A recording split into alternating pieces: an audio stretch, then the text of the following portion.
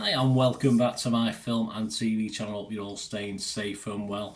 And we have a sequel today, although there's been a few in between, but this goes back to sort of a sequel to the original, which was the best up to now of all the ones we've had. I think this is number 6. I'll confirm that as I'm reading through this little script I've got on this film.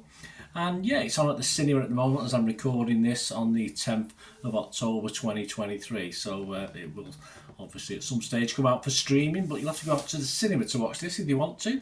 Yeah, well, I won't give too much away. Let's see if it's worth it. We're going to have a look at something called The Exorcist Believer. Please, if you're new to the channel, push that subscribe button, push the bell notifications, everything film and TV, of course, film reviews like this, information vlogs, lots of different things. Great to have you on board. If you can spread the word, be much appreciated. If you can give us a like for this, be much appreciated. For me, don't forget, it's not for the film if you like it or not, if you can, my little efforts to inform and entertain you with this Exorcist, to say a horror that certainly scared me to death, the original anyway, back in the 70s when I snuck in to see this one. An hour and 51 minutes, a 15 certificate. Supernatural horror film directed by David Gordon Green, who co-wrote the screenplay with Peter Sattler from a story by Scott Teems, Danny McBride and Green himself. And the sequel entitled The Exorcist Deceiver is scheduled to be released on April the 18th, 2025. It's a long time to wait. A lot of things can happen between now and then. The 6th instalment, of course, so I was quite right, wasn't I, in the Exorcist franchise. It serves as a sequel to The Exorcist from 1973. It was an X here in the UK, the original. I think I was about 16. You had to be 18 to get into an X certificate. I think it was 16. I managed to get in. A lot of lads were getting kicked out and not allowed in that looked older than me, but I got away with it for some reason. I don't know why. I've always had this baby face, of course.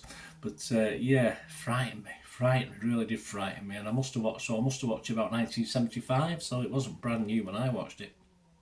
So The Exorcist from 1973, the film stars Leslie Odom Jr., Lydia Jewett, Olivia O'Neill in her film debut, Jennifer Nettles, Norbert Leo Butz and Ann Dowd, along with, yes, reprising the roles, Ellen Burstyn and Linda Blair. Excellent, from the original film. So it promised to be interesting, didn't it? When you get some of the older actors coming back to reprise, it adds a little bit of spice to it, doesn't it? Makes it potentially a little bit more interesting. We'll see. When single father Victor Fielding's daughter Angela and her friend Catherine show signs of demonic possession, it unleashes a chain of events that forces him to confront the nature of evil. Terrified and desperate, he seeks out Chris McNeil, the only person alive who's witnessed anything like it before. There you go. These scores are all at the 10th of October 2023. Rotten Tomatoes, well, they're pretty rotten on this. Only 23% of their guys of 206 critics were positive on it. An average rating of just 4.4 out of 10. That's one of the lowest I've had recently. 48 fresh and 158 rotten. The consensus reads, The Exorcist Believer earns points for trying to take the franchise back to its terrifying roots, but a lack of new ideas and scares makes this an inauspicious start to a planned new trilogy. I don't know how much it's going to make at the back at the cinema, this, but they could be struggling on this trilogy based on certainly what Rotten Tomatoes thinks. What about Metacritic? Well, they're not much better. Well, not really better at all. 38 out of 100 based on 52 critics on Metacritic. 6 positive.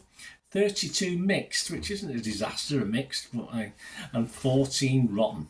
Sorry, negative, not rotten. Well, yeah, it is rotten, isn't it? Negative as well. So not great. Internet Movie Database. What about Joe Public? Have Joe Public been kinder than the critics?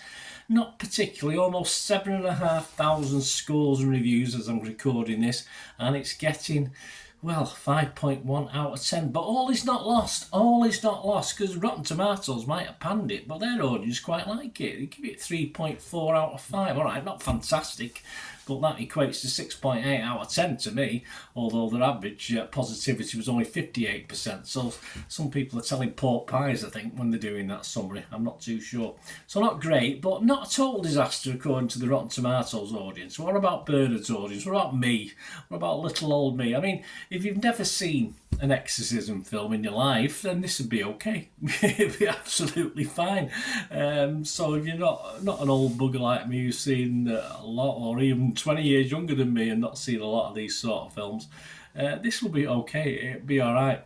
But as we all have, let's go on down that avenue. Let's face it, this is directly, and they made a big thing of linking it to one of the best of all time exorcism films, and not the best, one of the best horror films I've certainly seen. Then the fact they've done that, it becomes a little bit disappointing, especially when they go to the effort of bringing in key actors back, of course, to reprise the roles. It can be a good thing, it can be a bad thing, but in this case, it doesn't really help. Although no reflection on the two ladies who come back to reprise the roles, they did a good enough job for what role they were given. But there you go. You do expect a little bit more. You expect a little bit more story. The first one, I've not gone back and watched it recently. It's a long time ago since I've watched it, but you do get an interesting backstory and stuff like that.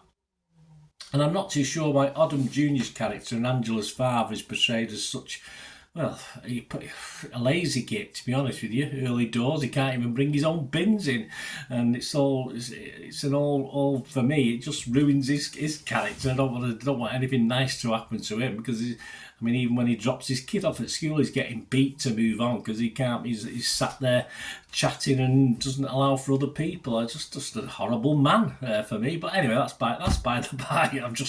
It put me off. It certainly put me off old Angela's father. Anyway, once it gets going, it's all right. It's well down on being anywhere near as effective as the original, of course. The jump scares, the jump scares are fine. They work, which is, I did jump a couple of times. But is that really enough? Probably not. The characters are pretty shallow, as I said. I didn't like the dad of Angela's dad. And some of the others, even the girls, I couldn't be careless if they stayed possessed in theory. But there you go. That's not good, is it? So, yeah, the characters are quite shallow all round. Even the reprise role ladies didn't. Yeah, he just lacks something. Just lacks a lot. It's as though it should be good enough having the Exorcist name put to it, but the story just isn't that great. It's not a disaster, don't get me wrong, it's not a disaster. As I said, it did make me jump a couple of times, and I do like a good possessed demon child or two. I can live with that because it's interesting. So I am going to score it. I am going to give it a score. It's worthy of a score. But I say, I expected a little bit more from this, and I think a lot of people did. I think that's the big disappointment about it. So let me know what you think. If it was Rotten Tomatoes, would I be rotten? I'd have to sit on the fence, and you can't with Rotten Tomatoes. You've got to be fresh or positive, haven't you? Fresh or rotten. So I'd probably be fresh, a pinch. I'd probably be mixed on Metacritic. I'm not going to say it's a total negative. But my score, I'm just going to give it a basic 5 out of 10, probably because of the links. And as I said, there's little bits in it I liked. And if you've not watched many horror films, not watched many possession films, then it's probably okay. It's just very disappointing. I thought it was going to be a lot better. So I'll give it a 5 out of 10. Let me know what you think, guys. Anyway, great to hear from you.